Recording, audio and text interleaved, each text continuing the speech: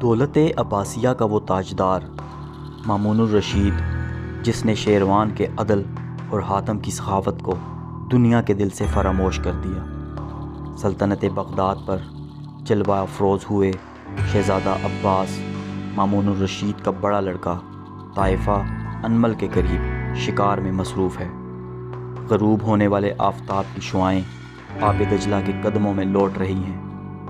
طائران خوش الحان کے نغمہ میں منہمک جو کنارے دریا پر وداع روز روشن کا مرثیہ پڑھ رہے تھے، ایک حسین عورت پانی کا گھڑا بھر رہی تھی۔ عباس اس کو دیکھ کر آگے بڑھا اور پوچھا، تو کون ہے اور کس خاندان سے تعلق رکھتی ہے؟ کیا ایسے غیر آباد مقامات پر بھی جہاں جنگلوں کے سوا کچھ نہیں ہے حسن جنم لے سکتا ہے؟ شہزادہ اپنا فکرہ ختم کر کے دیکھتا ہے تو غیور حسینہ کے چہرے پر بل آ چکا تھا۔ اس کا چہرہ غصے سے تمتما اٹھا اور اس نے شہزادے کا سوال حقارت سے ٹھکرا دیا اور آگے بڑھ گئی۔ باپ کی عظیم الشان حکومت کا جن عباس کے سر پر سوار تھا۔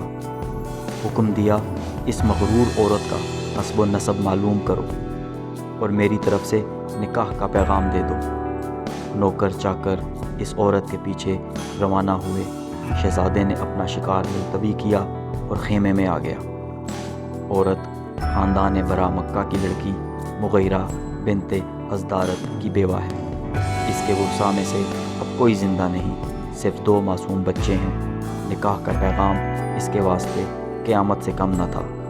آپے سے باہر ہو گئی اور یہ لفظ کہے، ہارون ہماری جانیں تباہ کر چکا، اب مامون ہماری عزت کے در پہ ہے، لیکن عباس یاد رکھے کہ اس کی شہزادگی اس ٹوٹی پھوٹی جھونپڑی کی دہلیز پر دونوں ہاتھوں سے مسل دوں گی۔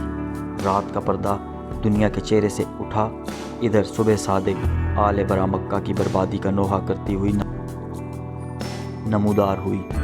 ادھر طالع انمل کے مختصر سے مکان میں مغیرہ نے نماز فجر سے فراغت پا کر چھوٹے بچے کو کلیجے سے لگا کر پیار کیا اور کچھ کہنا چاہتی تھی کہ شہزادہ عباس کا پیغام ایک قاصد کے ذریعے سے اس کے کان میں پہنچا۔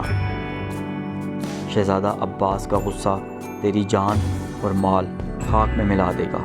یہ مکان ضبط کیا جاتا ہے اور تجھ کو 2 گھنٹے کی اجازت ہے، یہ مکان خالی کر دے۔ مغیرہ یہ پیغام سن کر دروازے پر آئی اور قاصد سے کہا، عباس اس وقت کو بھول جائے جب میرے دادا جعفر کا سر اس کے دادا ہارون کے سامنے رکھا گیا اور اس بے گناہ قتل نے آل برا مکہ کو 2 دانوں کا محتاج کر دیا، لیکن برا کی بیبیاں مظالم عباسیہ کو جس تحمل سے برداشت کرتی آئی ہیں، تاریخ اس کو فراموش نہیں کر سکتی۔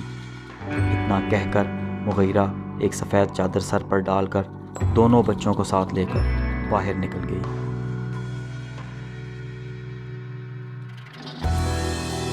دوسری صدی ہجری ختم کے قریب ہے۔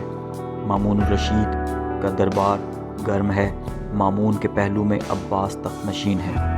امراء وزراء خاموش بیٹھے ہیں کہ مظلوم مغیرہ، جس کا چہرہ 14ویں رات کو سرماتا تھا لیکن اب ضعیفی کے آثار نمودار ہو رہے تھے، دربار شاہی میں حاضر ہوئی اور کہا، ایک بیوہ کا مکان صرف اس لیے کہ وہ اپنی عصمت کی محافظ تھی، سلطنت عباسیہ کو مبارک ہو، لیکن مامون الرشید ایک دن اس بادشاہ کو بھی منہ دکھانا ہے جس کی سلطنت کبھی فنا نہ ہوگی۔ ایک ظالم کی تیرے پاس فریاد لائی ہوں، انصاف کر اور داد دے۔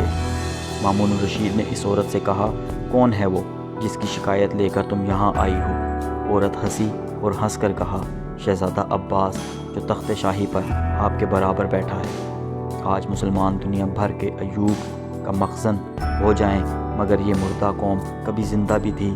مامون کا چہرہ اتنا سنتے ہی غصے سے سرخ ہو گیا۔ اس نے چوبدار کو حکم دیا کہ عباس کو اس عورت کے برابر کھڑا کر دے تاکہ مدعی اور مدعا علیہ میں کوئی امتیاز نہ رہے۔ شہزادہ عباس خاموش تھا اور ہر سوال کے جواب میں رک رک کر ایک آدھ بات کہہ دیتا تھا۔ مغیرہ دھڑلے سے اپنی داستان مصیبت بیان کر رہی تھی۔ اس کے چہرے سے عصمت کا خون ٹپک رہا تھا، یہاں تک کہ اس کی زبان سے یہ لفظ نکلے، عباس یہ صحیح ہے کہ تو مامون الرشید کا لڑکا اور سلطنت کا مالک ہے، لیکن یہ ہاتھ منتظر تھے اس وقت کے کہ اگر تو اپنی دھن میں آگے بڑھ کر قریب پہنچتا تو تیری گردن خاک میں ملا دیتی۔ آل برا مکہ کی دولت عباسیوں نے پامال کر دی، مگر ہماری عصمت وہ دولت ہے کہ ہم عباسی سلطنت کو اس پر سے قربان کر دیں۔ وزرائے سلطنت مغیرہ کی جرت پر متعجب ہوئے اور کہا، بی بی یہ ادب شاہی کے خلاف ہے، ادب سے گفتگو کرو۔ مامون نے کہا، اس کو مت روکو، یہ حق رکھتی ہے کہ جو کچھ اس کے منہ میں آئے کہے، یہ صرف اس کی صداقت ہے جس نے اس کی زبان کو تیز اور اس کے حوصلے کو بلند کر دیا، اور عباس کی کمزوری ہے جس نے اس کو گنگا بنا دیا۔ اسی وقت 5 تھیلیاں اشرفیوں سے بھری ہوئی اپنے ہاتھ سے لے کر مامون الرشید نے مغیرہ کے قدموں میں ڈال دی، اور نہ صرف اس کا مکان واپس کیا بلکہ ایک جلیل الشان محل قصر عباس میں مغیرہ کو عطا فرما کر درخواست کی کہ وہ شہزادے کا قصور معاف کر دے۔